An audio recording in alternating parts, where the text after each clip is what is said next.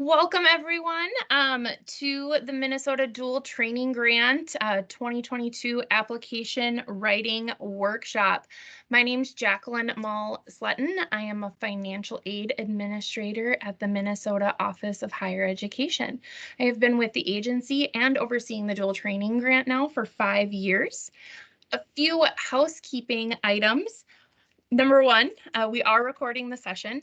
And we will be posting it online. So for any reason you would like to remain more anonymous, you are welcome to turn your camera off. You are also welcome to change your name and be more general, like attendee. Online, where you went to actually join this meeting, there is a Tennyson warning out there. If you'd like to review it, it just pertains to what information Microsoft Teams collects while we're recording about you. Also, on that area where you joined our meeting today, there is an accessible version of this presentation out there. It is a PDF. You are welcome to grab that and have that information in front of you. Then lastly, for questions today, I am going to ask that you type in all your questions into the chat feature, and then Dan and Kathleen from the pipeline team will be monitoring that chat and let me know as questions arise. We have a lot of content to cover in 2 hours, and so I think it'll be better if we put those questions into the chat. If you have really specific questions about your program, please jot them down and send Dan and I an email after this meeting. I'm going to go ahead and I'm going to share the actual presentation with you.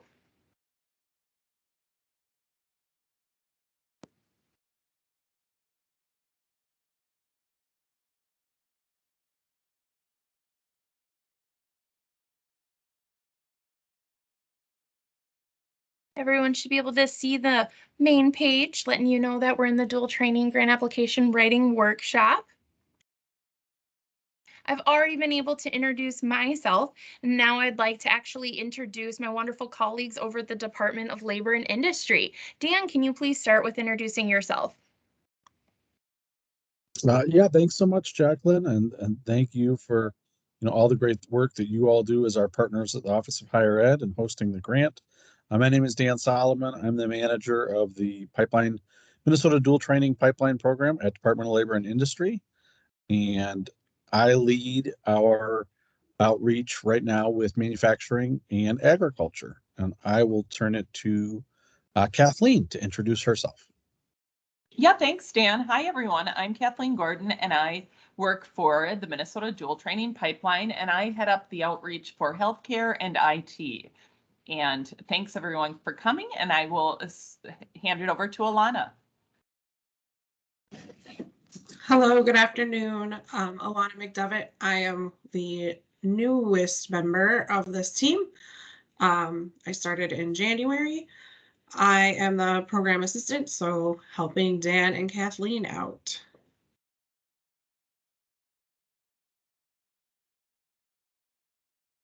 Wonderful, thank you.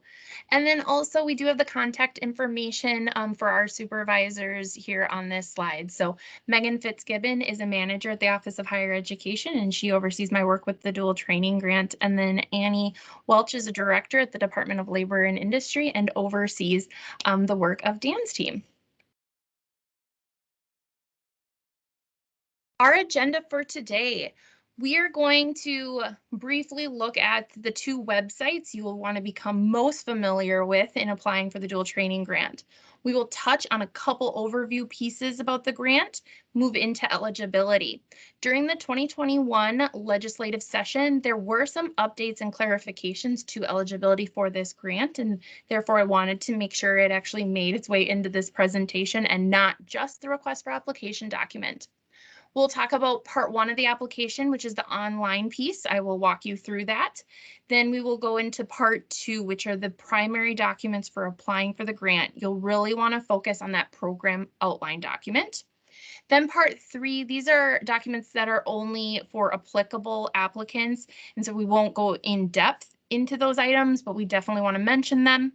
And then we're going to wrap up with some highlights for any of those that move from an applicant status into a grantee status. These will be items that you'll definitely want to make mental notes of, and even a few items you might want to mark your calendar now for, just so you are ready and prepared. Navigating websites.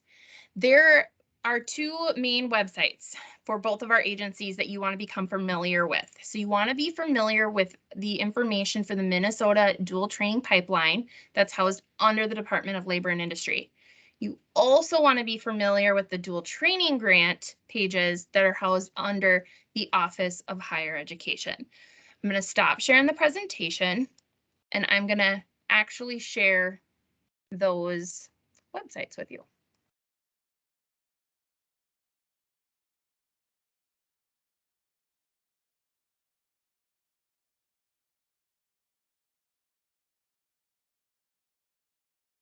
Let's begin with the Minnesota Department of Labor and Industry. This is the main page. Over on the left-hand menu bar, you can see it's the Minnesota Dual Training Pipeline main page. There's two areas that I want you to be aware about when you're navigating these pages. First, you want to be able to locate the industry in which you're applying: the advanced manufacturing, agriculture, healthcare, or information technology. When you click on the industry that you'll be applying under, you will actually see all of the eligible occupations listed. When you click on a specific occupation, you will be routed over to the competency model that is for that occupation. These competency models, we will talk about them a bit more in a couple slides. They are very crucial to applying for the dual training grant. Please make sure you save these on your desktop, print them out, have them right in front of you as you're writing your application. But these are very important. The second area that I want you to be aware about on this website is the pipeline related instruction inventory. This is where you can go and search for training providers. These training providers are the ones that we know about in the state of Minnesota. Your training provider does not have to be in Minnesota. And we'll talk a bit about this inventory more, but I wanted to at least show you where it is. Then next, I'm going to move over to the Office of Higher Education's pages for the dual training grant. There's a fair amount of pages that we've housed under this program. The page I really want to point out is the dual training grant request for application page. This is where all of the application documents you need to apply are located. Also on this page, we have a link for frequently asked questions. The frequently asked question page has been updated quite a bit for this application round. We have been able to tailor down the questions, be more specific, and make sure our request for application master document actually answers most of your questions. I'm going to stop sharing those pages and go back to the presentation.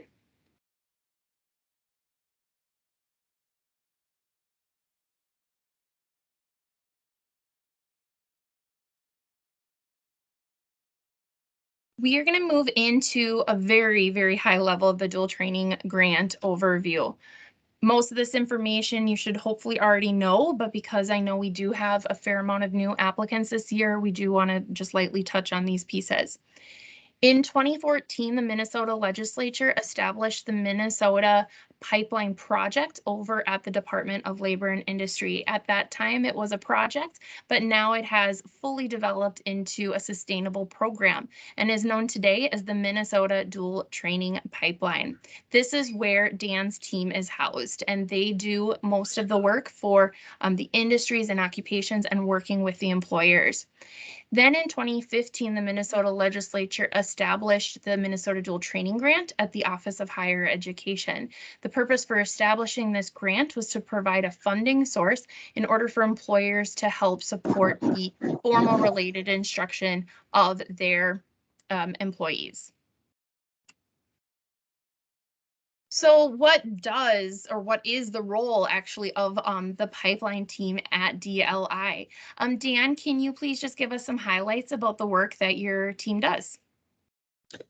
Yeah, sure. Thanks, Jacqueline. So, very, very briefly, we, uh, lead all of the adding of new occupations. So there's 75 available occupations right now. And we do that through these competency councils, which sounds way more formal than it actually is. Basically, we reach out to industry leaders to give us advice on what does it take to be successful in these occupations? What do you need to know to really master these occupations? And so that's how we write those pyramids that Jacqueline had showed you earlier. That's all based off of the competency councils and the feedback we get from employers. We also host industry forums three times throughout the year where we invite our 4 industries to, give us updates, what's going on, how can we help, and then share resources as well with with you all in industry. And then lastly, myself, Kathleen, and Alana and I do dual training consulting, which really just means we will meet with pretty much anybody to walk them through, how to create a dual training kind of program and a model, and what are some best practices and things to think through to make this an effective way to address your workforce needs. And that, in the most simplistic way, is kind of what Pipeline is all about. I'll turn it back to Jacqueline. Thank you so much. And then the role of the dual training grant team. So our team is primarily myself, and then Megan, my manager, oversees my work.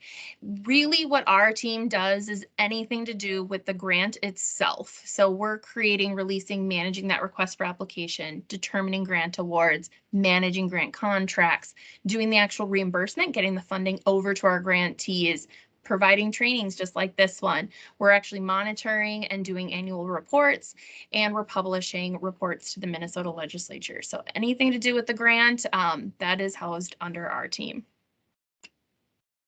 When we say dual training grant, what's the dual part? For a dual training grant, the program needs to have that formal related instruction piece happening with a qualified training provider. At the same time, there needs to be on-the-job training happening with the employer. The idea is that your employee is able to go and get formal training and learn the foundation of their occupation. Then at the same time, they come back into your organization and are able to practice and ask questions. And both of those things brought together is what makes dual training so robust. You saw when we were navigating the websites, this competency model pyramid. I cannot stress enough how important these models are. The Department of Labor Industry goes to great lengths to make sure that this is reflective of what employers say needs to be part of these occupations. And so this does need to be used as you write your grant application. Dan, would you be able to just give us a couple highlights on where do we find the skills for on-the-job training, and where do we find those skills that are actually going to be in their coursework? Absolutely. Yeah. So as you can see on this slide here, when you're looking at the pyramid and when you're writing your application, you're mostly going to focus on those top 3 boxes of the pyramid. So there's going to be sections of the application where it's going to talk about what are the competencies somebody's going to learn through on-the-job training. And those things tend to be the occupation-specific competencies. And then it's going to, in the application, ask you to talk about what are the core competencies that are going to be learned through that formal education. And that's going to tend to be the industry sector or the industry-wide technical competencies. And typically, you're going to find that, be able to tell where that is through, the degree or course descriptions. So if you're looking at a program, let's say an LPN program at a community college, and you're looking at that associate's degree, it should pretty much lay out, at least in the broadest of terms, how some of those classes are going to teach very likely some of the things that you'll see on this pyramid.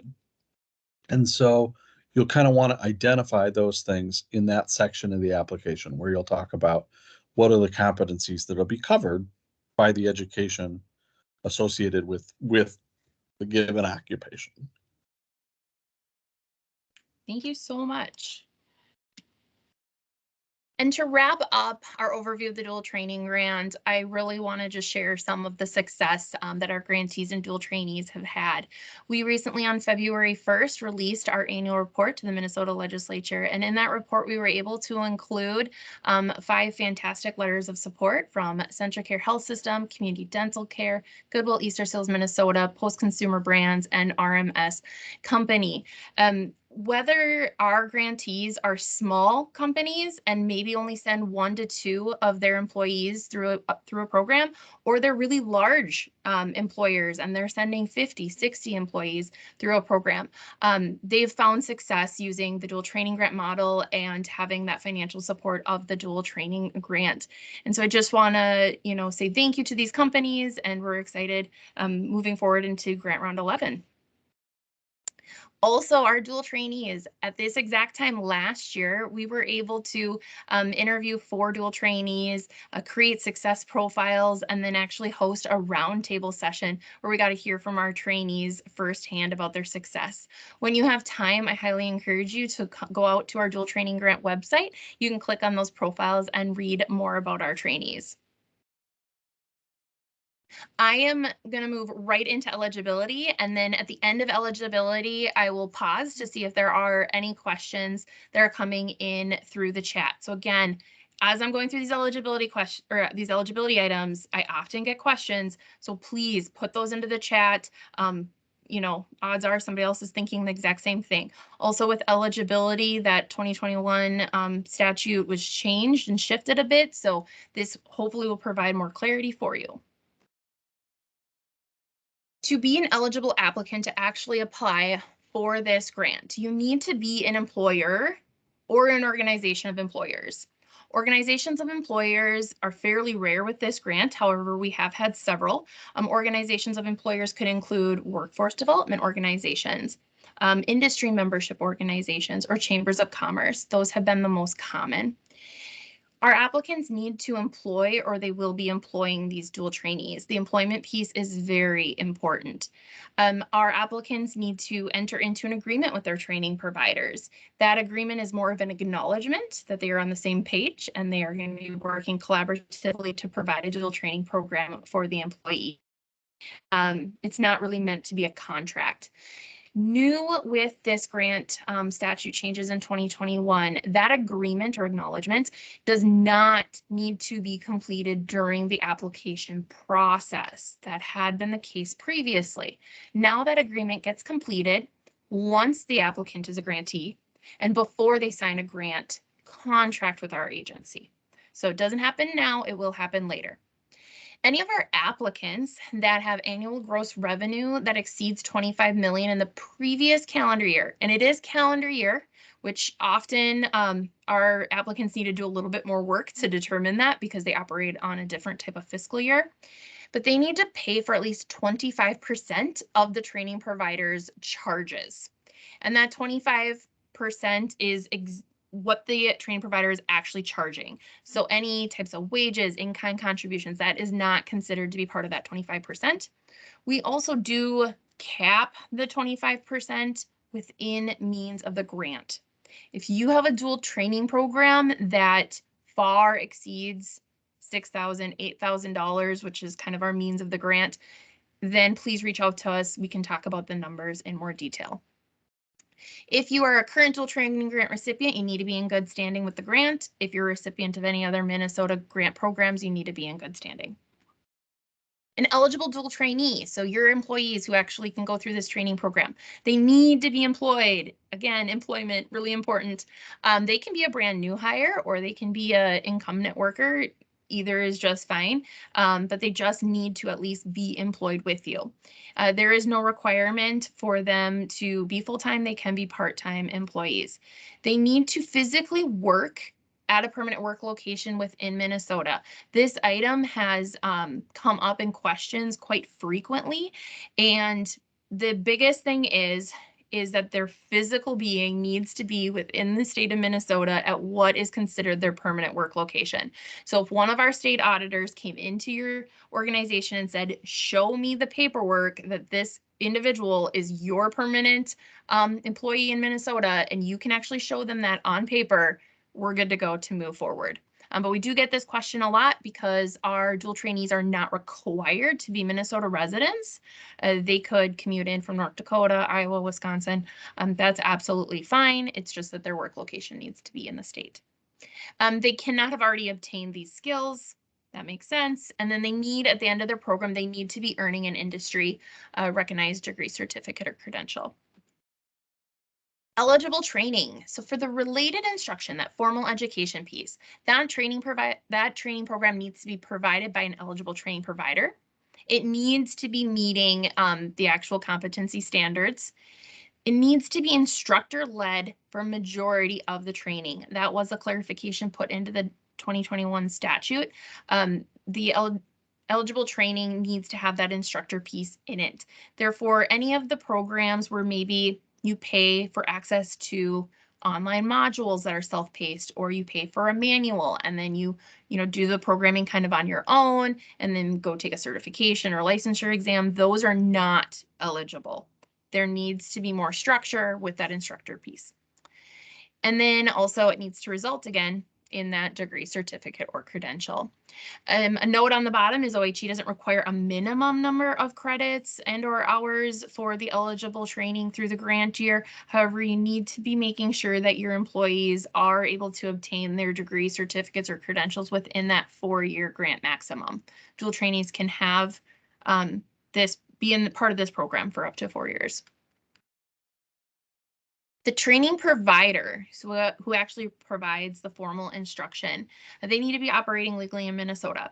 So any of our Minnesota state colleges and universities are eligible. The University of Minnesota, any other campuses are eligible. Registered post-secondary institutions, those are going to be your private colleges. And then licensed post-secondary institutions. These are more of your private training providers. If your training provider does not fall into one of those 3 categories, they are very likely an exempt training provider, and that process we would need to go through a separate application and determine if they will be exempt from registration and licensure provisions. The actual degree, certificate, or credential, so it can be in any of these categories. So it can be a certificate, diploma, or degree that's issued by a post-secondary institution that is on the academic side. It can be a registered apprenticeship certification or certificates, occupational licensure and registration, or certificates issued by or recognized by industry or professional associations. And then other certifications as approved by the commissioner. At this time, we don't have any items under that last category. If you have a program that you're questioning, please definitely send me an email after this and we can look into it. Just so you are aware, anything that is labeled as a certificate of completion program, continuing education credits, it's just an individual course, professional development training. None of those are eligible for the dual training grant funds. And so sometimes the lines kind of can get blurred between the word certificate and certificate of completion. So if you have questions, again, reach out. These are our eligible industries and occupations. I briefly showed you on the Department of Labor and Industries website these areas, so you can go and look for more information. But we operate the grant under advanced manufacturing, agriculture, healthcare services, and information technology. And then, Jacqueline, I don't mean to interrupt, but I do want to make one quick important note. We recognize that for IT, everybody has IT needs. So you know, if you could be a manufacturer in this, but you could also take advantage of this for IT purposes. So I just wanted to add that you know, we recognize everybody has IT needs. So sorry to interrupt, but I just wanted to mention that. Thanks, Jacqueline. No, that's great. Thank you so much for mentioning that. And with IT, if you are applying the online application, you have to submit that twice. So you submit it once for advanced manufacturing and a second time for information technology. However, with all the other documents, everything is combined and you are scored all together. So it's not completely 2 separate applications, but due to technology limitations, you do need to submit it twice online. And then eligible on-the-job training. Actually, Dan, I am going to have you let us know about these basic OJT and the common types for on-the-job training. Yeah, thanks, Jacqueline. So essentially what we want to make sure is that, that on-the-job training is an important component of this model. And typically folks are going to do that in five of the most common approaches, which are job shadowing, mentorship, either a cohort-based approach. You might assign some assignments for a worker to do, or it could be a discussion-based kind of thing where maybe you have a staff lead who does an hour talk, with employees about a particular subject or a topic. And so what's important is for everyone to, we recognize you don't have to do all of these methods, but you should be probably doing at least one of them. And you want to identify that in your application because these are kind of best practices for on-the-job training. The other thing that I would say and that we always encourage is when you're thinking about who's going to be your trainer, that isn't always the person who is the best at that given job. It really should be somebody who likes to train people and who has the skills and the talent, but also the ability to coach and train others. And so that's something that we, always encourage you to think about if that's available as an option. And as Jacqueline has noted here, for when your dual trainees are going through this, they should be earning a paycheck, their regular wages, while they're doing their on-the-job training. So that's really critical and important. There is not a minimum number of hours for on-the-job training for this grant or for pipeline.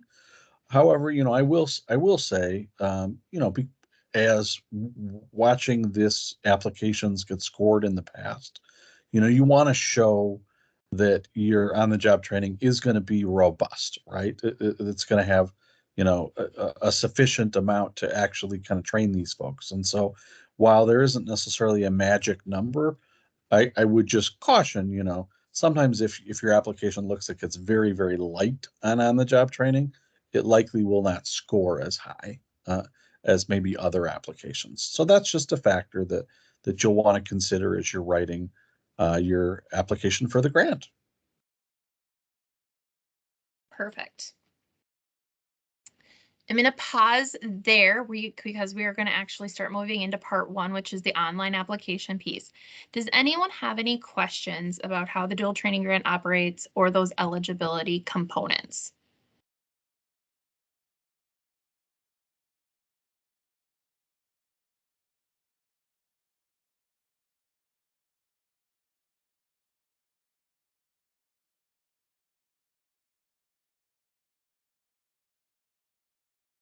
Jacqueline, there is a hand up, I see. Okay. I don't get to see this as easily. So Okay, it's the hand is up. Go ahead. Go ahead. Unmute. I think you can unmute yourself. Hi, can you hear me? Yes. Okay. So I'm a professor and we have participated in dual training grants in the past with companies. So I have a question regarding this on-the-job training part, which was just talked about. So suppose a student comes to us and they do a bachelor's or a master's program and they're taking classes, etc. And then they go back and they are using some of those on their job and kind of, like process improvement or some of the things which is part of the curriculum, but they're also doing as projects. Would that qualify as on-the-job training, or does it need to be something more shown there?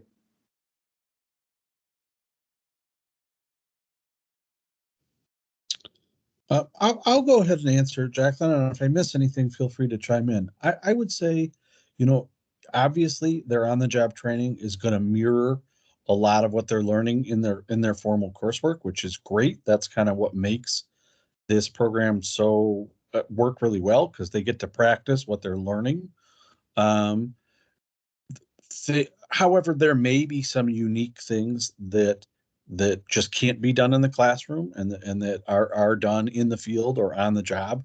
And so you'll want to, cite those sorts of things in the application and have those be part of on the job training. And so it's a little bit of both. It's a little bit of, yes, they want to be able to show how they're relating the formal education to their work, but then also pulling from the pyramids that top section, those occupation-specific competencies, and noting how they're going to maybe practice some of those sorts of things through their on-the-job training.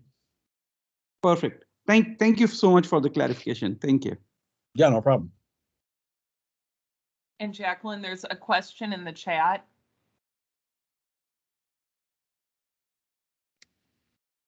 Do we need to have a dedicated trainer on our end to help meet these requirements, or could it be a team of people on our end? For on-the-job training, it can be a specific person or it can be a team of people, whatever works well for your organization to help you meet that on-the-job training pieces. And then also in administering the grant, I usually like to have one person kind of that is my point of contact, but we have several organizations where it's a team. So I'm usually working with maybe 2 or 3 individuals on the administration side of the grant. So both work for us. Can you give an example of cohort-based training? Would that be having a group of dual trainees observe a competency together? Dan? Yeah, that's a great question. And absolutely, that could be a wonderful model. It could be, I think the cohort approach is, also maybe if you have a bunch of people in the same occupation and they're all going to the same classes and then they're coming back to your site and they're learning from each other and with your trainer.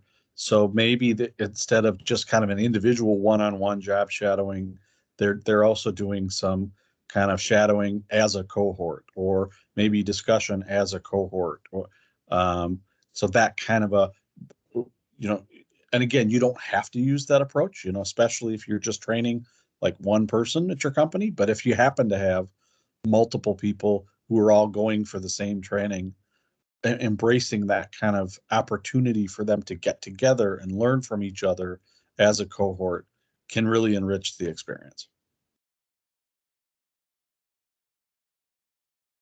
Wonderful. Any other questions?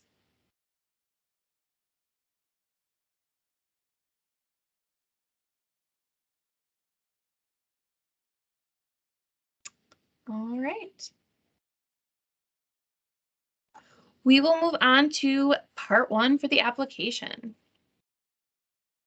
For dual training grant round 11, we have $2.5 million available. The grant is going to be operating from about July of this year all the way through August of next year. One grantee applicant can receive up to $150,000. Under that $150,000 umbrella, one dual trainee may benefit for up to $6,000. And our contract period, like I said, is about 1 year. What the grant actually is going to reimburse the grantee for is the related instruction, tuition, fees, required books and materials. I underline the word required because as long as the training provider puts that word into their requirements, then we're okay on reimbursing. It just can't be any of those books or materials that are suggested, encouraged. It has to be required. Everything with the grant is on a reimbursement model, meaning our grantees actually pay the training provider directly. And then they come back with documentation to our agency and submit for reimbursement. So we reimburse them. We talked about it a bit earlier about that 25% match that is required of any of our grantees who had exceeded gross revenue of 25 million in the previous calendar year. And that previous calendar year is January 1 of 2021 through December 31 of 2021. So we are looking at last calendar year, not fiscal year. For this application, we just recently opened it 2 days ago on March 8th. We will be closing the application on April 12th at 11:59 p.m. So at the very end of the day. Please mark your calendar for April 12th. Very, very often, I receive probably 90% of the applications within the last 48 hours of the grant application being open. So I'm often not able to respond to email communication during that time. So please just make sure that you have that date marked. We will issue award notices to all of our applicants, whether they are or not receiving the award, on May 20th. And then for any of those that move into being a grantee, we do have mandatory orientation already established for June 1st or June 9th. You do not need to attend both. In June, we will prepare grant documents. In July, we will sign contracts. And in August, you will be off to starting your dual training program. Some dual training programs do start later in the year, and that is absolutely okay if you have a delayed timeline. Just most of them start on this timeline. We have an application checklist that is available for you on our website if you'd like to make sure you have all of the pieces submitted. We also have some areas for frequently asked questions. So before you reach out to us, please do go visit these areas. So we have frequently asked questions that we've received about the grant over the last 5 years. Those are already up and available online. And then we also this year, this is new, we are going to do frequently asked technical questions. So as those questions come into us via email, via phone, and they are questions that maybe are not addressed on the frequently asked questions or the request for application, we will be posting a document weekly that addresses all of those additional questions that you may have. The last day to submit for those questions is April 1st at 4 p.m. And then just as a note, to ensure fair and equitable processing of these applications, the Office of Higher Education will not be able to review and or comment on any applications that are submitted. We will, of course, let you know if there's an item missing. We just will not be able to review those application content in detail to provide comment. And now we have the online application piece. This is the area that you want to go ahead and submit online for us. You can submit it right now, so we could get done with this training and you go ahead and submit it right now because you know about your program and what you're going to be doing. Or this online application, some grantees or some applicants wait to the very end and they submit it after they've gotten everything put together, just in case there are items that might change. You can't go in and change your online application. You can't save it while you're going through it. So that's why some of our applicants wait until the end. I am going to stop sharing. And then we are going to go out to the website and I'm going to show you the application.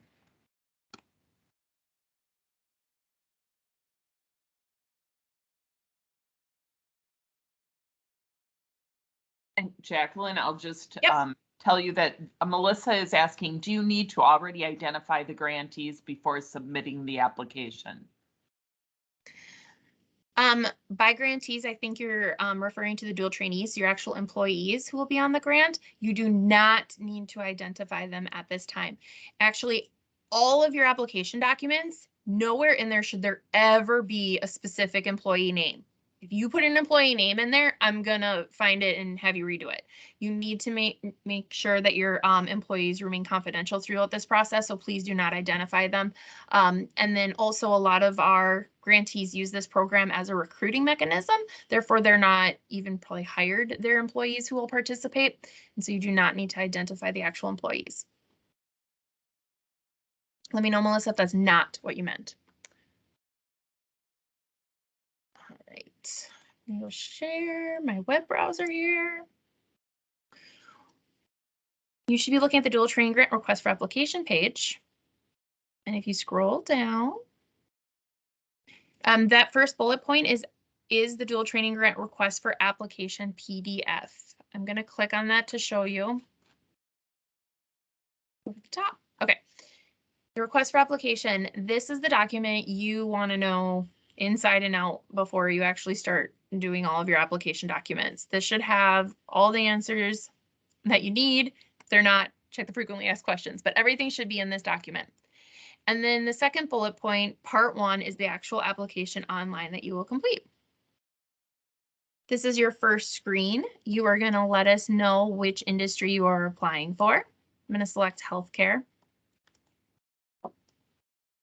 I'm just going to pre-populate so we can go through it quickly. You're going to put the name of your organization, if you're the employer or the organization of employers. You'll let us know if you are an employer or organization of employers. Provide your address.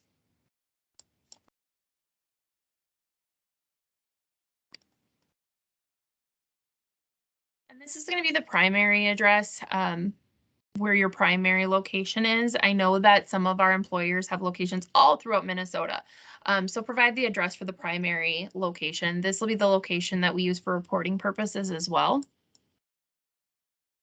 Let us know who the authorized representative is. We want to know who's actually able to sign off on this application, who's actually allowed to sign off on all the other documents.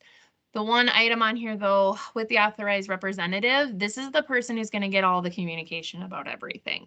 So make sure it's somebody who is going to be responsive and able to get communication about this grant, because that's who we're going to be reaching out to. And that email address down here, that's that email address that's going to get all the communication about this application. So if there's an item missing and we're emailing them for a reminder and we don't hear back, we will be moving on and the application won't be going to the review committee. So just make sure that person's responsive.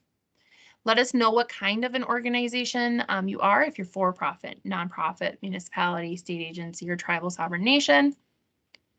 And then let us know if you are going to be paying that match. If you are not paying the match, then you need to be under the $25 million threshold, and you do need to provide us with additional documentation of that. Moving on to the next screen, you're going to let us know how many dual trainees are going to participate in your program this year. I'm going to indicate 2. There's a section about priority award criteria. This is for any of your dual trainees who are continuing their programs. Let's say last year was their very first year as an LPN going through their schooling, and this year will be their second year for LPN. You'd want to make sure that we know that, because we are going to award those applications with those trainees first before we move on to the applicants based upon their score in the application. Therefore, let's say we're applying for 2. 1 is continuing and 1 is a brand new. So we're going to put 1. Then you need to check this box, and everyone has to check this box because we really want to make sure you understand this. If we award this particular application just based on priority, we will award just that 1 dual trainee.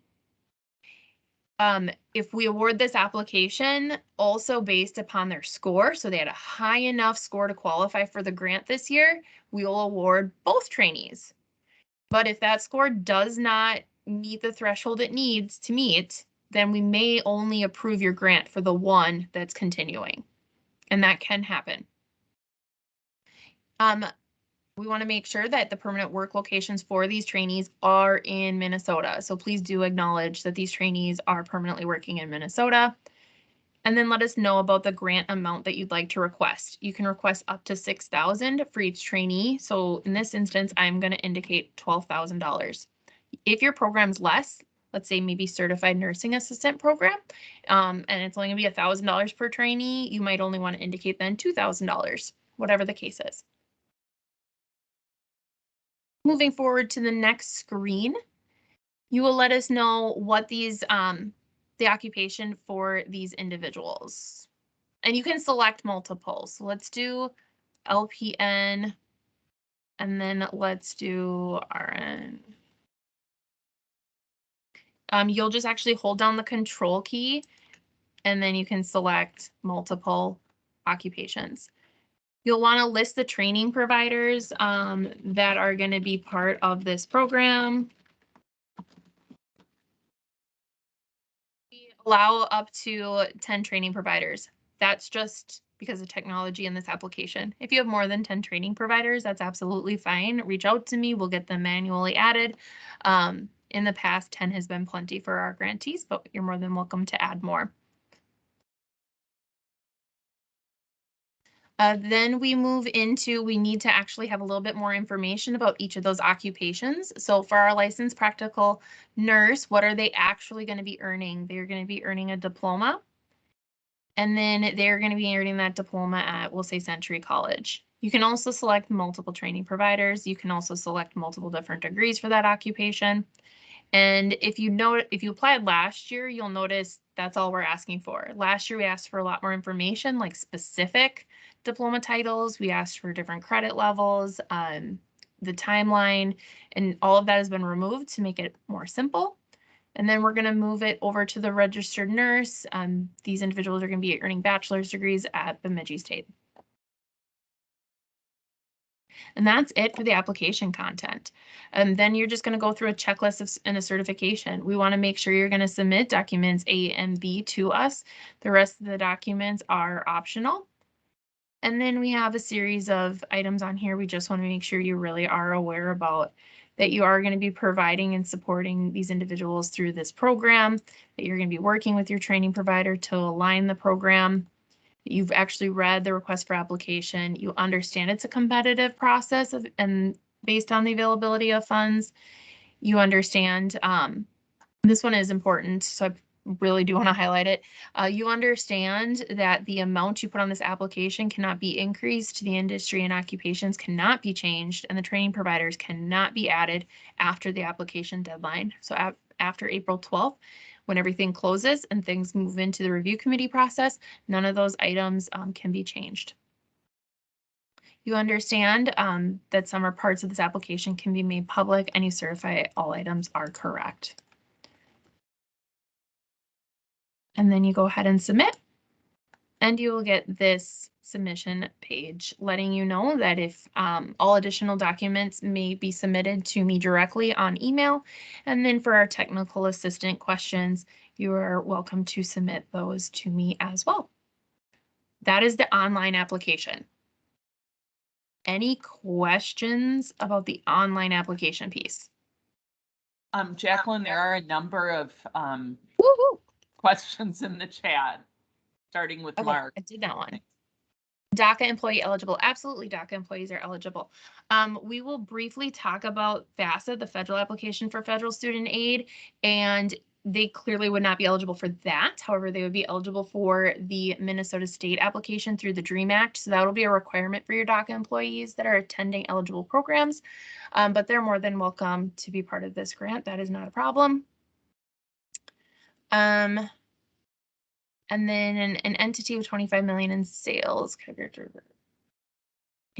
could only have grantees 75% of their training paid for, just confirming.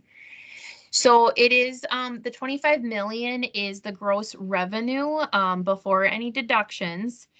And then the grant would, yes, pay for 75% of the related instruction up to that $6,000 marker. So those 2-year programs or short-term training programs usually covers most of it. It's more your 4-year degrees, master's degrees that it may not cover all of it, but it's a good chunk. If we are using dual training grant as a recruiting tool for dental, and we don't care if the student employee will be pursuing the degree in dental assistant or dental hygiene, is there some flexibility to switch degrees? I'm guessing that having the training provider agreement comes later in the process, you may allow for more flexibility. Your specific employee, as soon as they come on the grant, they need to be assigned to an occupation. So you need to know, are they under dental assistant or are they under dental hygiene?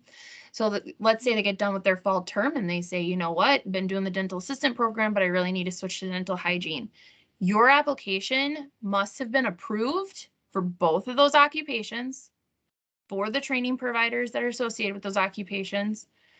It's very rare we would see an individual switch between dental assistant and dental hygiene in the first year. It may happen here or there, but as long as your application was approved for all of these items, then we are okay with them transitioning into a new program.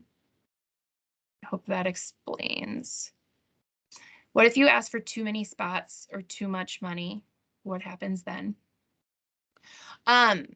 How we do the awarding, we start with that priority piece. We're going to award any of our applications that have continuing dual trainees. Once that funding is used up, we move over to the application scores. We sort those scores from highest to lowest, and we start at the very top.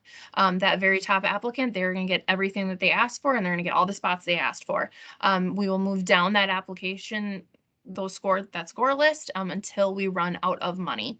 So the only way, for the most part, a partial award would be given is if we only awarded you for your continuing trainees, or you were that very last applicant on that score list and we only had so much money left and you were that very last one on the cusp of that threshold. So that's how a partial award would be given. The number of dual trainees, once we award you, so let's say we awarded you for 10 dual trainees and we awarded you $60,000. we're really awarding you that $60,000. So we can be flexible in the number of dual trainees. If you find out your program costs a lot less than you expected, maybe now you're going to train 20 dual trainees. That's fine. We just need to make sure that $60,000 mark, we stay within there, but we do have flexibility in moving those dual trainee numbers. What if you had dual trainee? Oh, go ahead, Kathleen. Oh, I was just going to say about that. I am wondering also if she also meant maybe, you know, they put in for 10 dual trainees, and then as it turns out, they can only find 8 people for the training. What happens then? Oh, that's a great question. We will likely sign the contract for the full amount and allow you some time to maybe recruit or use it throughout the year in different ways. But there is no we don't have a utilization requirement in this program, so you will not be impacted negatively in the future if you're not able to utilize the full number of grant funds. Thanks, Kathleen. What if you had dual trainees involved through a different funding source, like the Chamber of Commerce, and do we count as having dual trainees or not? No, you do not, because that applicant, that grantee would be that Chamber of Commerce. So you would actually be applying as a brand new applicant with brand new dual trainees. Awesome. I'm gonna jump back into the presentation here.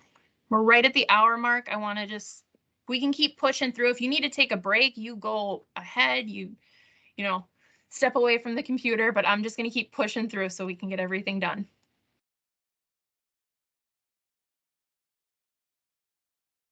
Moving into part 2, application documents. This is actually document B, but I like to talk about it first because it makes chronological sense. Training provider selection. For the dual training grant, you need to go through a process of selecting who your training providers are going to be. In other types of grant programs, this is often the step where you're doing more of a competitive bidding process and getting bids to see where you're going to be, who you're going to be partnering with to spend these funds. But for our program, it's a little bit different. And so we've worked with the Office of Grants Management at the Department of Administration to create a different way of doing this for our application. So with the training providers, you actually need to determine and document what kind of selection criteria you're looking for. Are you looking for a program with a specific location or content? Then you need to actually gather at least verbal quotes. So at minimum 3 verbal quotes for each of the occupations, or you can use the training providers from a targeted vendor list. If you use the targeted vendor list, you don't even need to get a verbal quote. You just let us know who you picked off that list. Step 3 is selecting those training providers. So a group of 2 or more in the organization need to actually select those training providers. And then the last step is making sure you submit the documentation. I am going to stop sharing the presentation and share that document with you.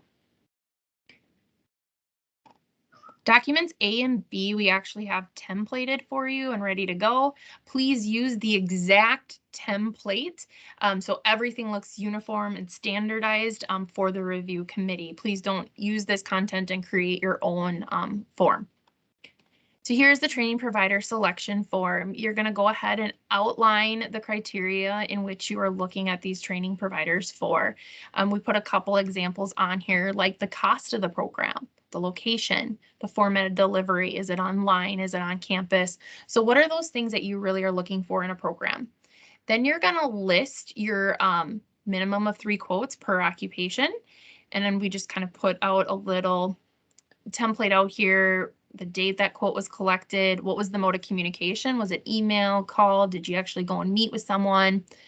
What's their ability to actually meet the criteria that you've set forth? And then any other notes that you want to indicate about those training providers. And again, if you select from the targeted vendor list, then you don't need to go, you just literally list number 1, this was the provider. You don't have to actually go into detail of reaching out. Then you're gonna let us know who is actually making the decision on this. So we do want to know who in their title is making a decision. And then finally, who you've selected. So the training provider, and then list the various occupations that training provider will be supporting. Questions about the training provider selection. You can write down your questions and I'm gonna jump back into the presentation. And I had a couple additional slides that talk about the training providers.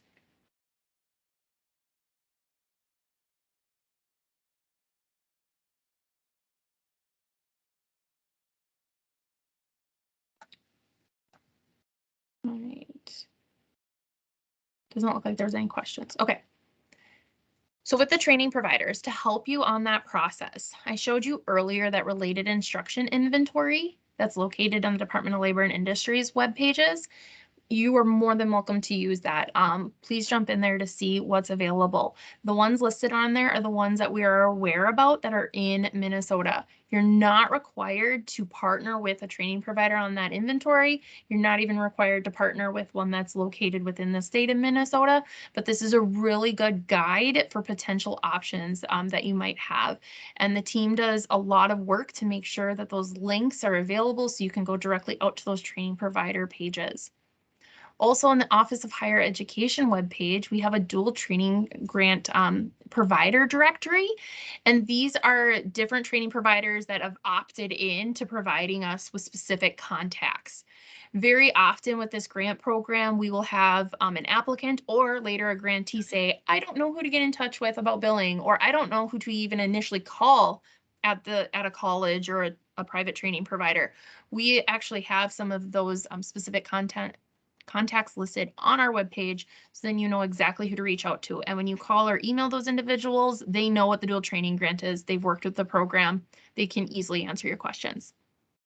The Office of Higher Education also has a college search tool. This is for just the colleges, but it is a map of Minnesota, and then you can look at where you're located and see, and just go ahead and click and get directed directly out to those colleges. Jacqueline, can I add just one more for it. note about related instruction? Absolutely. So this comes up a lot for folks. As Jacqueline noted, we have done our best to identify the programs that are relevant to the occupations on the related instruction inventory. But if you happen to find a program that you want to use that isn't on that inventory, as Jacqueline said, that doesn't mean you can't use it. What we would encourage you to do, though, is if you found something that's not there and you want to use it, reach out to Jacqueline and myself and just say, hey, we found this, we think this matches, we'd like to use this. Could this work for the grant?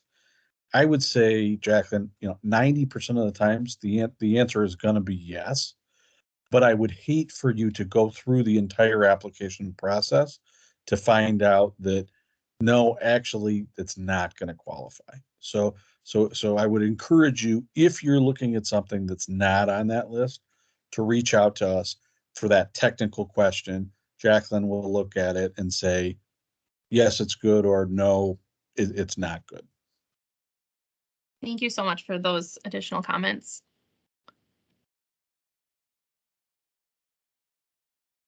And then I do have this information is in the request for application, but I put it in the presentation for the targeted vendor list. So there are specific lists that the state of Minnesota as an enterprise has created in order to make sure that our grant funds are diversified. And so you are more than welcome to go under these lists to find a training provider as well. And if you do select from one of these lists, that does mean you don't need to go the extra step of actually getting a verbal quote from them.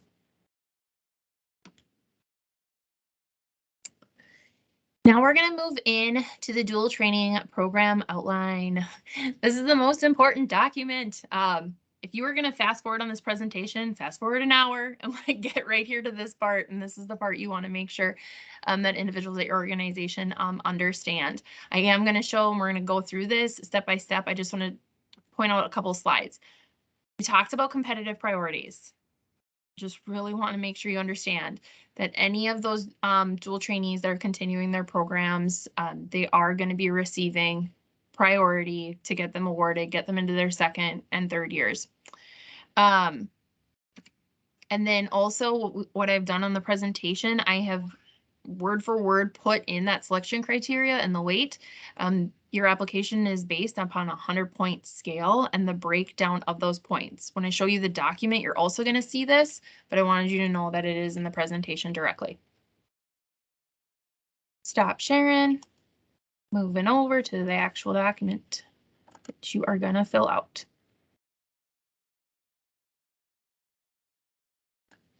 Here we go. So fancy. All right. Again, please use this template. Do not use a previous template. They are different. Please do not create your own template. Just fill in, insert the answers, and that will be exactly what we're looking for. You're gonna just indicate your name as the applicant, the total amount you're requesting, total number of dual trainees, and then you're gonna write an introductory paragraph about you as an organization. Please keep it brief. 1 to 2 paragraphs is fine, but let us know who you are, what kind of an organization you are. Then below here, you're gonna duplicate this section for each of your occupations. So if you are an applicant that is gonna be applying for a lot of occupations, 5, 6 occupations, please make sure you allow time to do this part because each occupation needs to have each of these items. You are gonna list on here, healthcare services, occupation is licensed practical nurse, our training provider, Century College, and they will be earning the nursing diploma. So you make sure you write all that down so a dual training grant reviewer on the review committee can easily follow all this so they know exactly what's in here. For the very first criterion, this is where you are going to describe how related instruction supports the occupation and aligns with the Minnesota dual training pipeline dual training competencies. Those are those competencies on the pyramid that relate to the actual instruction piece. So you want to discuss how this aligns and talk about that training program. Then the next part, and that is worth 20 points. Then another 20 points, it's under the exact same criterion, it's still number 1. Then you want to describe how on-the-job training supports the occupation and aligns with those competencies, and that's worth another 20 points. So right here, you've got 40 points by just discussing the formal instruction and the on-the-job training. With on-the-job training, there's a bit more work that we want you to do on this form, and that is to actually provide a sample of the on-the-job training plan. If you already have a fairly robust OJT plan and you want to just, show us a part of that chart or document, you're more than welcome to do that and insert it. Or you can actually use this template that has been provided for you below. We want to know which occupation it is, the mode, and Dan had talked about those 5 different modes, the different competencies, and then an estimated number of hours that they will be practicing that. It is, Dan, do you want to talk a bit more about that OJT template? Yeah, sure. So I think what you see there is just an example, right? And what you're kind of pulling out is the kind of the structure, and Jacqueline will show you in some further examples, is you usually want to have a couple of paragraphs on kind of, writing out what you're going to do. And then this is a quick visual way to show the reviewers, okay, in this occupation, we're going to do job shadowing, and these are the main competencies they're going to do as associated with job shadowing. And then we estimate it'll be about, 250 hours. You could list for based on the mode, you could repeat competencies more than once. So you could have a scenario where, we're going to do job shadowing for all of the competencies, or, as is the case here, just a couple.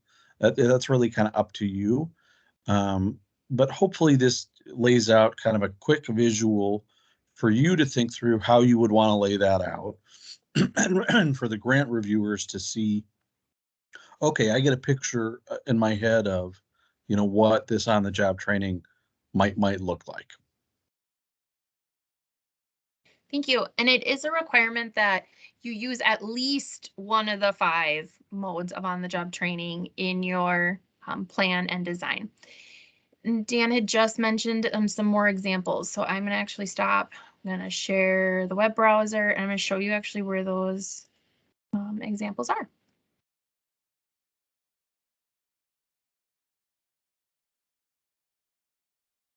When you are on our dual training grant request for application page, toward the bottom under additional resources, there are these 4 samples. We'll go ahead, we'll grab agriculture. It's in a PDF format, and this is a sample of on-the-job training plan. And you can see it's more detailed than what we have in our template. So this is a really great example of what it would look like then for our agriculture equipment mechanic and what the plan would look like. Again, those are available under additional resources, and we have all 4 for the samples.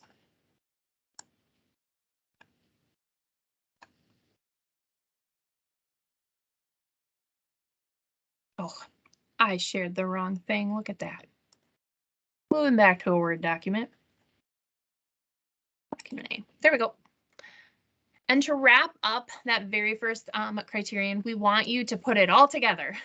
So describe how that related instruction correlates with on-the-job training. You want to summarize how all this plan works together, how having that formal instruction paired with the on-the-job training is going to provide a robust education plan that your employees will benefit from. And so that's where you're going to provide those details for us. And that is 10 points. So that very first piece is 50 points. That is half of your application. So you'll want to make sure that you're providing enough details, but also being concise and clear so it's not overwhelming. You want a reviewer to come in and read this and say to themselves, I really understand the formal instruction, then the on-the-job training that they're going to be practicing with their employers. And I completely understand how this all comes together, results in that industry degree, certificate, or credential. The second piece. This second piece is new.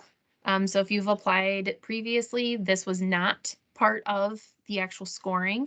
Instead, it previously was part of a priority criterion that has now been removed. And so with this, you want to summarize the ability to recruit, train, and retain dual trainees who are recent high school graduates or who recently passed high school equivalency tests. We want to know as an organization, what are those efforts that you are putting forth in order to recruit, train, and retain recent high school graduate or GED earners? What are the different things? Do you have partnerships with local high schools? Are high school students coming into your organization to learn about the different occupations that you do?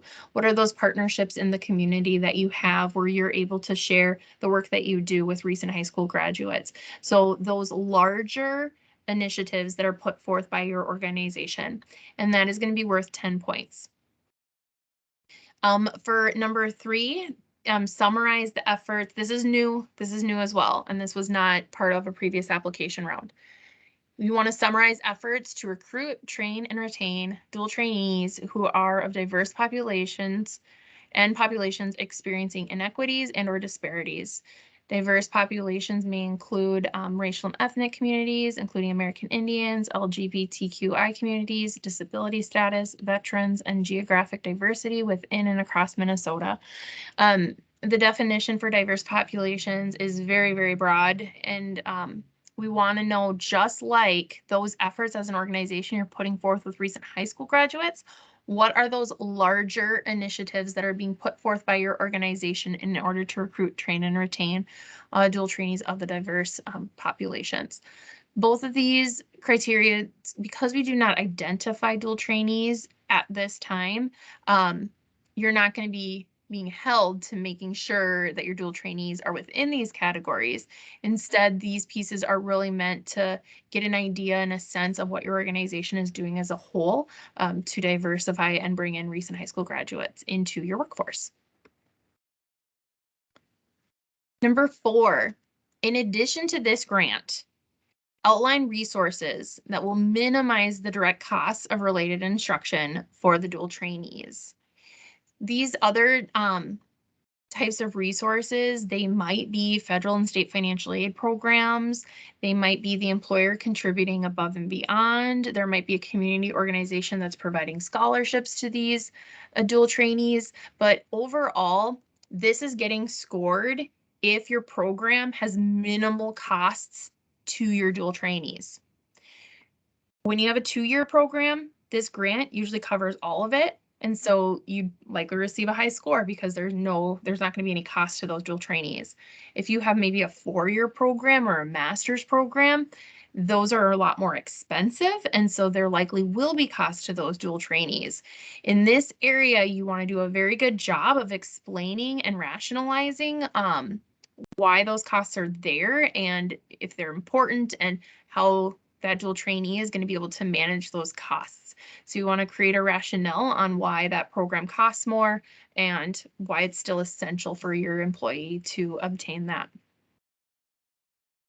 Number 5 is list and explain the additional employment opportunities, the internal ones and the external ones, that your dual trainees will have as a result of this program. And please make sure I highlighted it in the yellow directions, internal and external. So do touch on both of those. And we want to know about the career pathway that they have. So if they are going to be a certified nursing assistant through the dual training grant, go ahead and discuss that they could potentially look at becoming an LPN or an RN down their career pathway, or what other kind of doors open for them specifically at your organization. And then if they happen to move beyond your organization, what kind of opportunities that they may have. The reviewers are really looking for what does this dual trainee have at the end that is, marketable for them on their portfolio and on their resume. And then lastly, to round out the program outline, you're going to outline projected compensations dual trainees will have as a result of the dual training program. These are, most of the time, the focus is definitely on wages. So you're going to want to discuss wage incentives that are a result of the dual training program. You could go ahead and include a wage scale directly in the application. In the past, grant reviewers have definitely scored higher when they see wage scales in there that are very specific and detailed, and they can really see the projection that these dual trainees are going to have because of the program. But in addition, you're more than welcome to mention things like title changes that they might have, position changes, work shifts that might be more valuable to them, or other types of benefits that they will be compensated with. You will go ahead, you're going to use this template like I mentioned before, you're going to fill in the answers to those specific items. This is the main document that the review committee is going to have. They will have all of the basic data that's submitted through that online application, but really when they pull this up, they're going to be reading through it and putting scores on there and notes on there. And so this is where you really want to make sure that you spend your time and efforts on having this piece done. Questions about this? I'm going to stop sharing. Well, I think I actually can keep sharing and jump into the chat. Let's try that. Yeah. Questions about that document? Questions about the different criteria?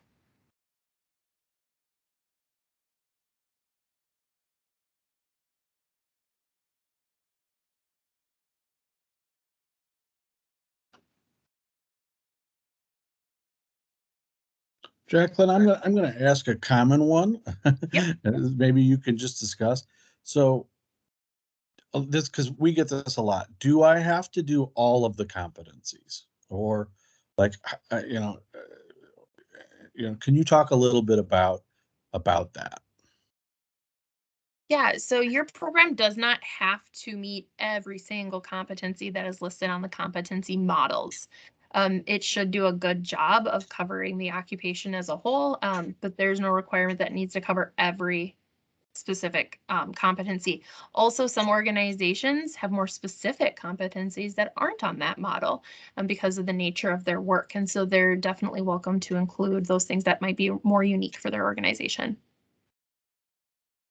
Are these Thank you. documents due by the April deadline? Yes, all of this is due by April 12th. So not just the online application that you can probably fill out in 5 minutes. All of this is due by April 12th. Good question. Thank you. Can we submit the application and the rest come later? Yes. So you can go ahead and submit that online application. I actually have multiple online applications that were already submitted within the first 2 days. You can do that and then, you know, take the next couple weeks to get the rest to us. Absolutely. If we don't include high school dual trainees in the plan, will we score lower? So your dual trainee population, if it does not have recent high school graduates, it's not going to score lower because we're not going to actually ask how many you intend will be recent high school graduates. But if your organization has no efforts and no relationship with recruiting, training, and retaining recent high school graduates, then you will score lower. So as an like your organization as a whole, if there's no relationship there, then it will score lower. So you do want to make sure you still address those questions. We have interns. Most are at university full-time, engineering students, work summers, on breaks. Would that be part-time students, correct? Or current employees who want to go further their skills but not go full-time? Okay, so yes. If you have a student that is on a more traditional college route, so they're attending college full-time and they're working, you know, for you throughout the summer, and then they're coming in to work for you periodically throughout the year, that is acceptable for the dual training grant. The thing you really need to remember is these individuals are taking courses. They have to be given opportunities to be practicing and earning wages while they're practicing through on-the-job training. And that can't just be done like I go to class September, October, November, December, and then I just check in at my employer during Christmas break. I mean, I went a whole semester without any on-the-job training. That can't be happening. So you need to find a good balance of them actually being able to earn their wages and do the OJT as they're doing the courses. This needs to be happening at the exact same time. And so we're definitely flexible on that. Like we've said before, we don't have a minimum number of OJT hours, but it needs to be reasonable. Also, if you have those employees who do not want to go to school full-time and they just want to go to school part-time, that's fine as well. That's not a problem either. I think I addressed that. So it could be a part-time, full-time student, part-time, full-time employee, both work. Other questions?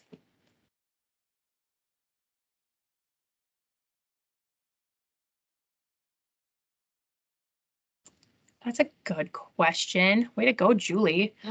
For new college students eligible for Minnesota Future Together grant, tuition free, can we still enroll them in the dual training grant? Yes. So Future Together grant is a brand new grant. It just started here in January of 2022. And the idea of this program is to create a tuition-free pathway for a variety of occupational programs at the 2-year and 4-year colleges and the University of Minnesota. And so your employees may definitely be qualifying for this program. That Future Together grant is written in a way that your individuals should still be able to also benefit through the dual training grant. And so, yes, they can participate in both of the programs. If you are, I will say about that, if you are a company, we only provide through the dual training grant $150,000. So if you are a company who has a lot of employees, you might want to look at, well, if these employees are qualifying for Future Together grant, maybe I should put people in the dual training grant that don't qualify for it to help maximize, you know, the training funds that are available through the state. But that can be a conversation we can have off of this. Okay. Let's stop sharing that Word document and get back into the presentation.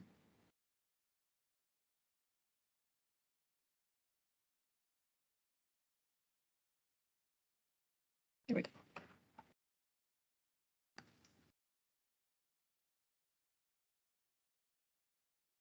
Wonderful. We can move into part 3. This is only for our applicable applicants, so not everybody will need to do these, but it's important that I mention them and you know where the information is located. We've talked about this multiple times, the financial review process.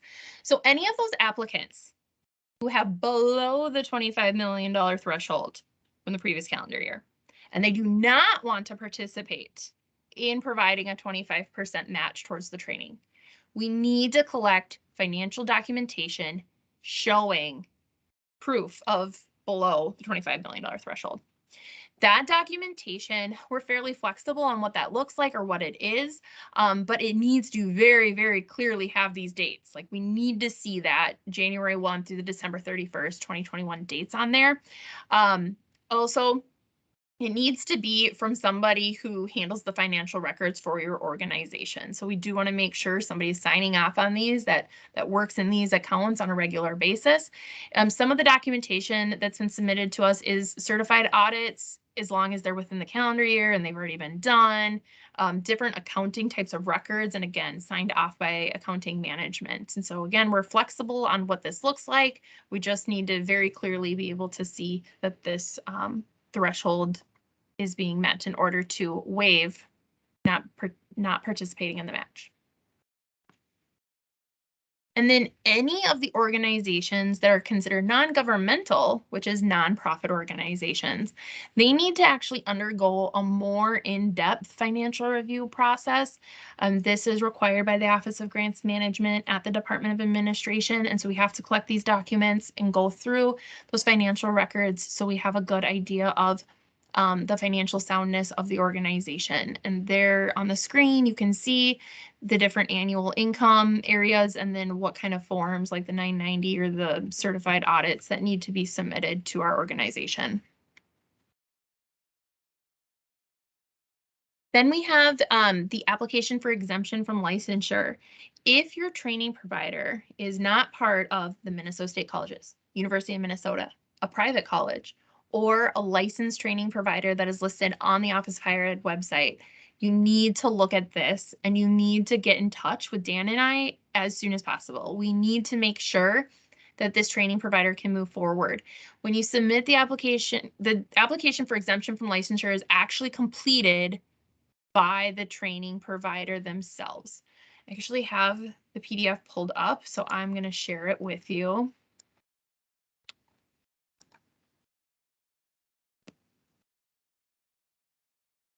And this is document C.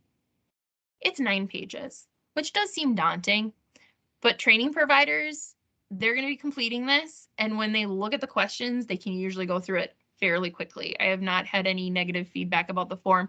The form is actually created by the Higher Ed Licensing and Registration Department. So they've created this based upon the various statutes in which a training provider can be exempt from licensing and registration provisions. So there are a lot of questions on here. Basically, get in touch with us right away. Let us know who that training provider is, and then we are going to determine if we're going to move forward with this application or not. If we're going to move forward with the application, we'll have the training provider complete the application. It goes to licensing and registration. They review it, and then they let us know of their determination. If it's approved, that training provider actually will be issued a certificate of exemption directly from our agency. And then that certificate of exemption is, valid for so long. Some of them might need to renew it. So if you already have a training provider that says, hey, I already am on the list, I already have a certificate, make sure that they know when it expires, because if it expires at any point during your training program, it needs to be renewed. Jacqueline, there is a question. Got it. If an applicant, a nonprofit, like a Chamber of Commerce, has less than 25 million gross revenue, but is partnering with a business that does exceed, does that business need to provide? That's an awesome question. No, they do not. We are going off the applicant. So if the Chamber of Commerce is underneath, there's no match. And all of those employers that are partnering with the Chamber, no match. So we've just gone off that applicant. And we've seen that happen numerous times. We've actually had an organization that's several of them that are definitely below that revenue threshold. And then all the employers that partner with them also do not need to pay a match.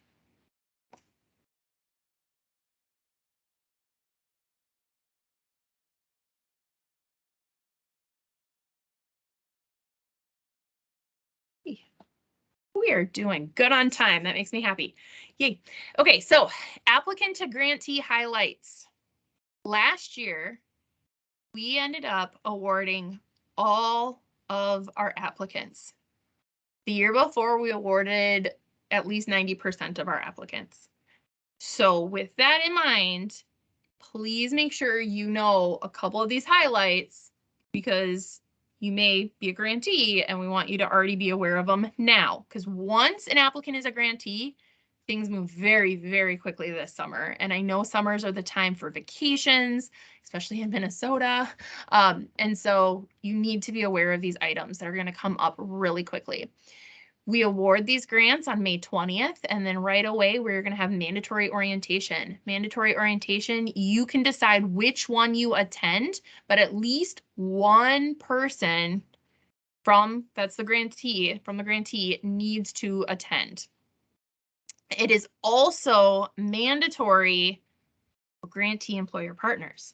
So if the grantee is an organization and they're partnering with 5 employers, at least one person from each of those 5 employers must attend this mandatory orientation. That is extremely important. If you don't know who those employers are at this time, that's understandable. But if you know who the employers already are by that June 1st date, you need to make sure that they have representation at the meeting.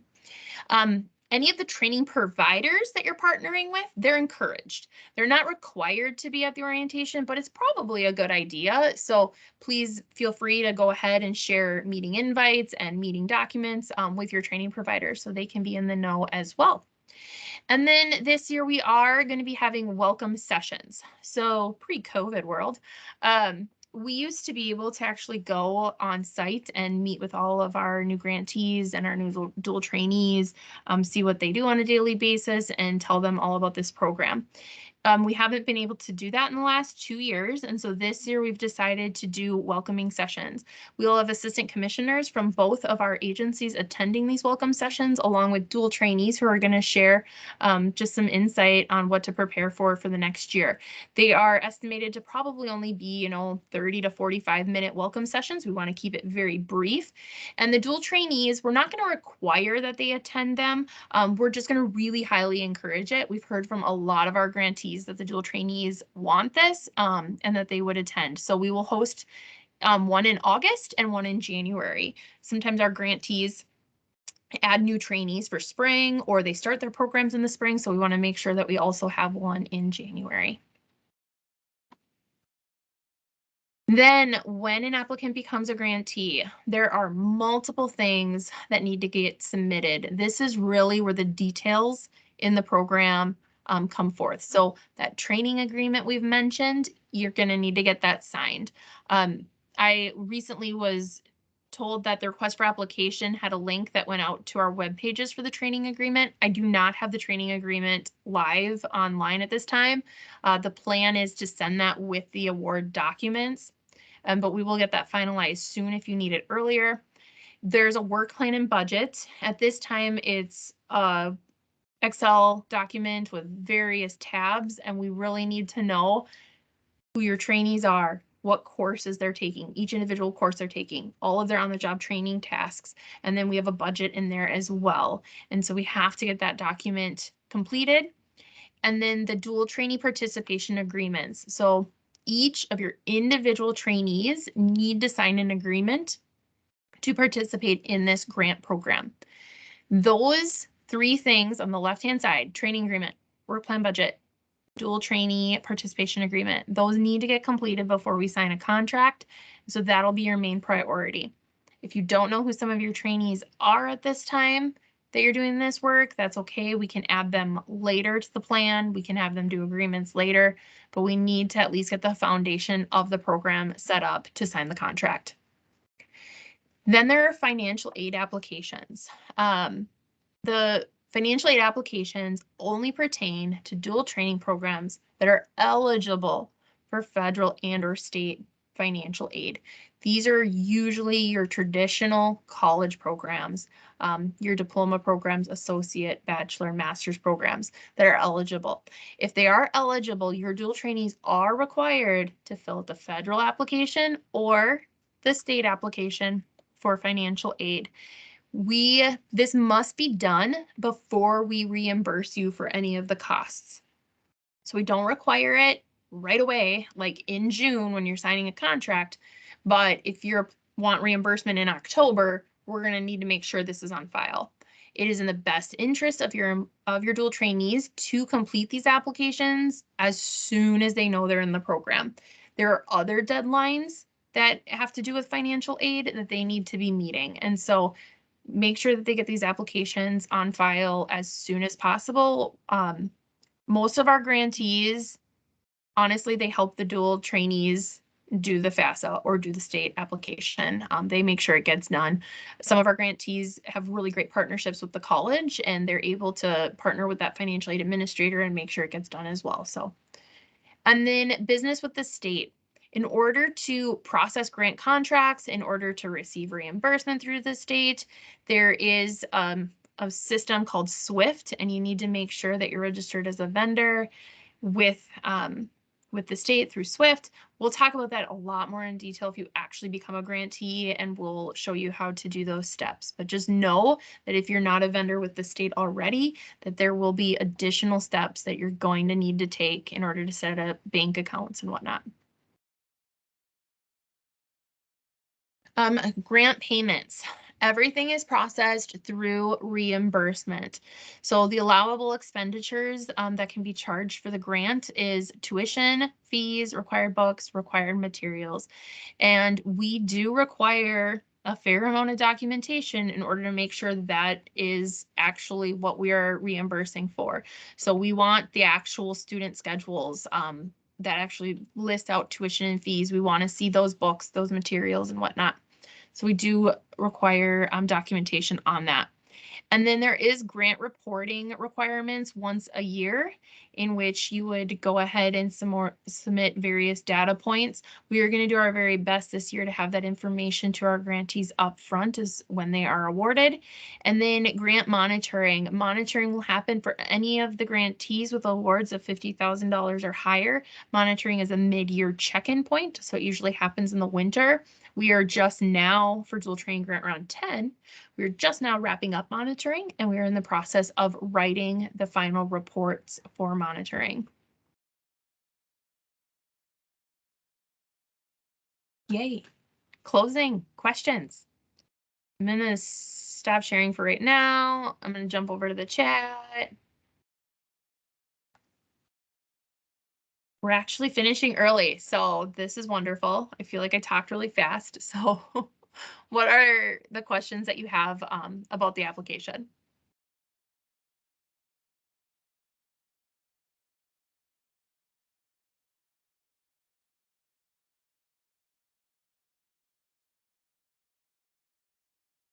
Yes, so the presentation is available directly on the Office of Higher Education's webpage, right where you clicked to join the Teams meeting. Right below it should say workshop presentation with a PDF symbol, and you can click on that. It is a link, and it will bring up this entire presentation in a PDF accessible format for you.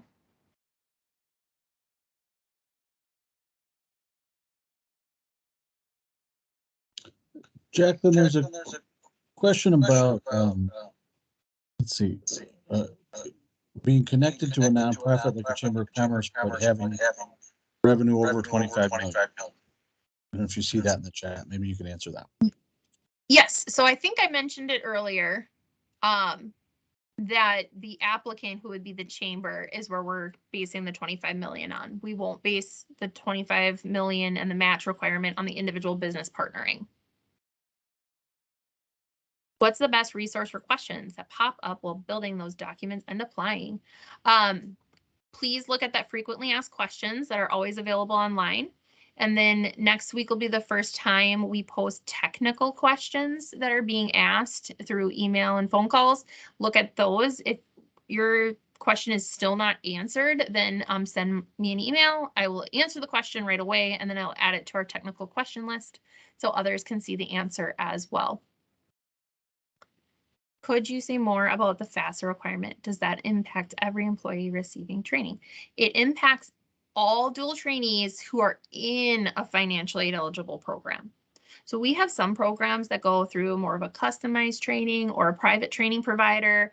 Like, for example, like certified nursing assistants, that's usually not on an academic degree track, and therefore they're not going to be filling out the FAFSA because it's not going to be eligible for any FAFSA funding. But if the program is eligible, they have to complete it. It does not matter if they have a really high salary and they don't think they're going to qualify, they still have to complete it. They need to get that done because with the FAFSA, the idea is the dual training grant in combination with the employer is going to cover as much of the tuition and fees as possible. And then additional funding that might come through FAFSA, like federal Pell Grant, that hopefully then will be going directly to the student so they can use those funds then for transportation, lodging, buying a computer for school, whatever the situation might be. But it's for those additional education expenses.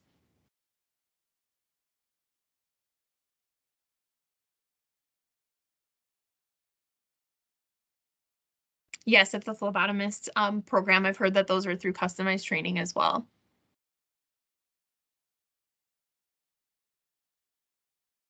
Other questions?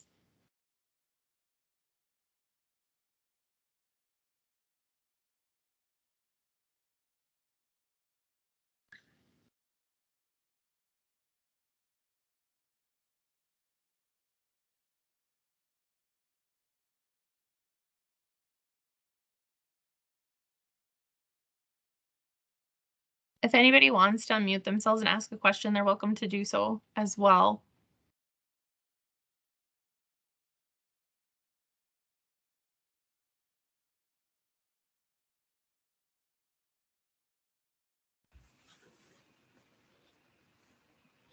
John, you have a question? Yeah, Jacqueline. Yeah.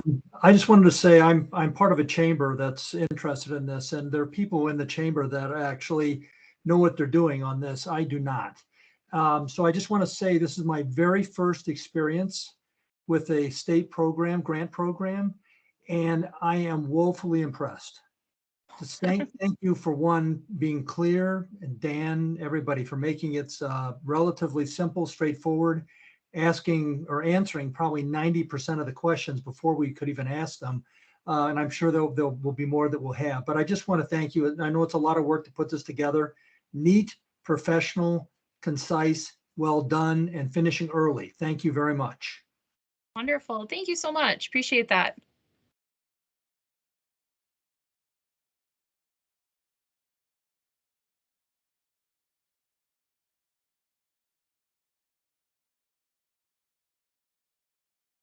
Any other questions?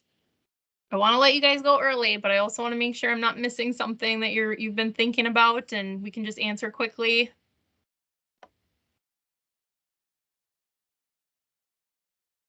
One item that I actually get this question a lot. So we do get the question, like, can you give us an actual example of that outline that's been written up? And in the past, we have done that. We've provided the #1 scored application from the previous year. This year, we are not providing a specific example because those criteria pieces changed this year with statute. And so we don't want to provide an example and have it, you think you're kind of like locked in that type of language. So we're not going to be able to provide a specific example of what an applicant has done in the past. I'm sorry about that, but hopefully that template is clear enough where you can pull in the pieces that you need to pull in. And Jacqueline, Melissa has a question. Is there a breakdown of percentages of each pipeline that receives it? Oh, you mean for the different industries? Yes. Jump out to the 2022 annual report. It's on the very first page of the dual training grant webpage at the very bottom. I actually have all the reports that we've ever written down there. Grab that 2022 and you can absolutely see the breakdown of where the grant money goes to. You can see breakdowns of the trainees. You can see breakdowns of the occupations and exactly what occupations people are in. So please do go jump into that report and you could search whatever you'd like to search for and get those answers. Dan, you're muted. It had to happen at least once, right? I'd say, I think it's fair to say, in the generalist of terms, the bulk of this has been in manufacturing and in healthcare, increasingly healthcare more and more over the years, a smattering of IT and a smattering of agriculture. But, obviously open and available to all four industries. And Jacqueline, do we have to submit the work plan for each semester, or is it only in September? Very often, so it is one document that is a working document throughout the year. For September, you're often going to only know fall coursework. So you're only going to likely have fall coursework listed. Your on-the-job training, you might have a good idea for the whole year, or you might just have it, established for the one semester. That's fine. Usually then in maybe December, those work plans get updated then to help cover any of the spring coursework. And again, that's in a traditional sense. If you have a program that's really short term, 2 weeks or 2 months, you're going to know all of that up front. But this document is a continually working document. We need to make sure it's up to date. When you submit for reimbursement, I make sure it's up to date. I make sure that, if I'm paying for spring, but I don't see any spring on the job training, we need to get that updated. We need to make sure your trainees have OJT and coursework happening at the same time throughout the year. And then I know there was another question. Oh, is there a way to get a copy of what's required on the report due at the end of the year? Yes, I'm going through the monitoring reports and meetings that we're just finishing up right now for round 10. That was definitely a request because we haven't done it in the past due to technology.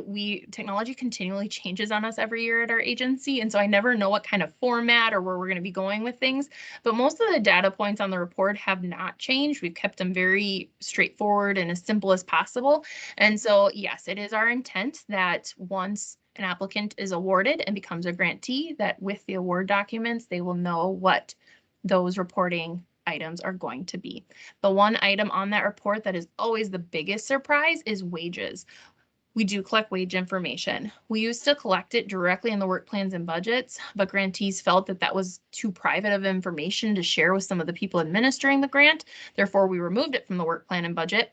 And so now we have to make sure we collect it in the annual report. And that is the one area that takes the most time for our grantees to collect, is the wage information. The rest is fairly straightforward.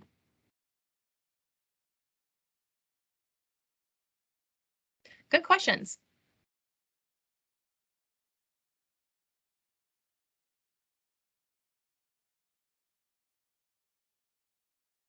I'm going to let Dan answer questions related to wages since their agency does that data for us. Yeah, that's a great question, Julie. So when we add an occupation, we look at deeds statistics on, what is a living wage in the state of Minnesota. And that's based off of one full-time working parent, one part-time working parent, and a child.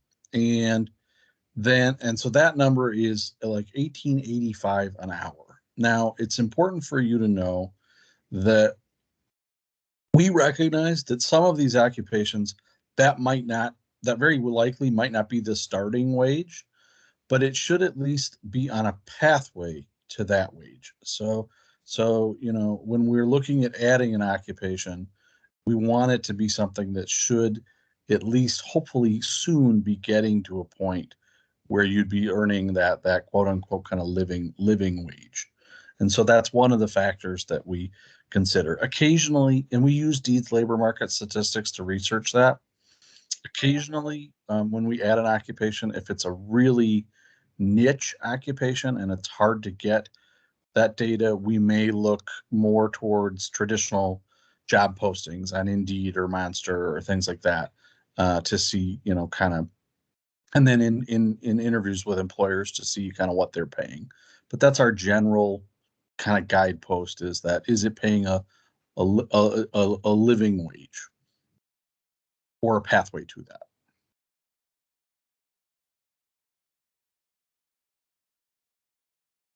A good question.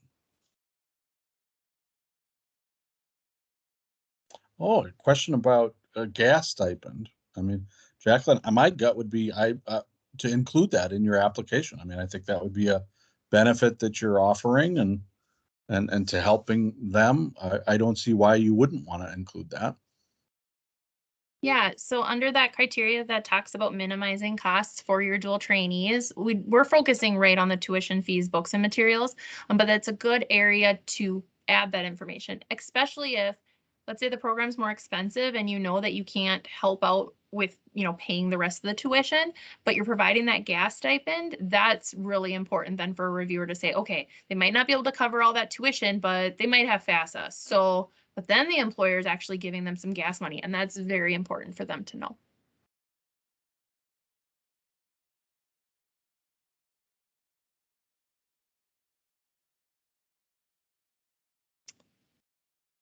Awesome.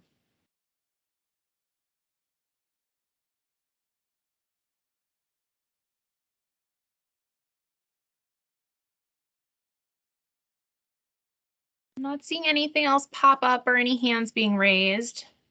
So I'm going to go ahead and I'm going to stop the recording.